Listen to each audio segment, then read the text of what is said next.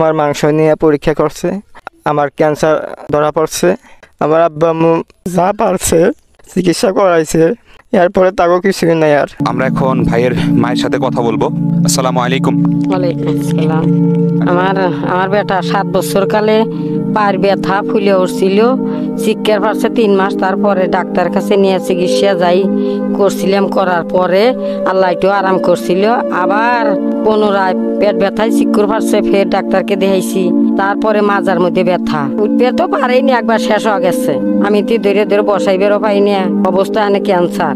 তো এই মুদি দোকান সম্পর্কে যদি একটু আমাদেরকে বলতেন।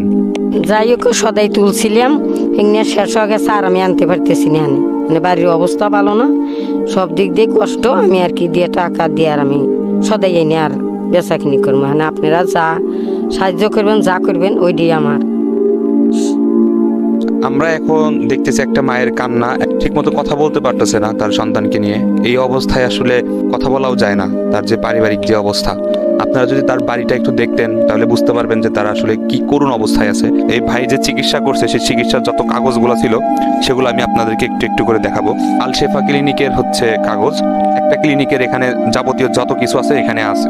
আমি সবকিছু দেখছি, আপনাদেরকেও দেখাচ্ছি। এখানে কত পরিমাণ টেস্ট এখানে করা হয়েছে, সবকিছু এখানে দেওয়া আছে। এটাও আল শেফা ক্লিনিকের এই পুরা কাগজ, সবকিছু এখানে দেওয়া আছে। এটা আল শেফা ক্লিনিকের নার্সিং এর যত ফাইল ছিল এখানে সব রিপোর্টগুলো দেওয়া আছে। এটা হচ্ছে বাত ব্যথা হৃদরোগের ডক্টর সাইফুল ইসলামের চিকিৎসা সব কাগজ। এইটা হচ্ছে সরওয়ার্দী মেডিকেল, যেখান থেকে অপারেশন করা হয়েছিল। তো আমার আপনাদের কাছে অনুরোধ থাকবে, আপনারা আমার এই ভাইটির পাশে থাকবেন ইনশাআল্লাহ। আসসালামু আলাইকুম ওয়া রাহমাতুল্লাহ।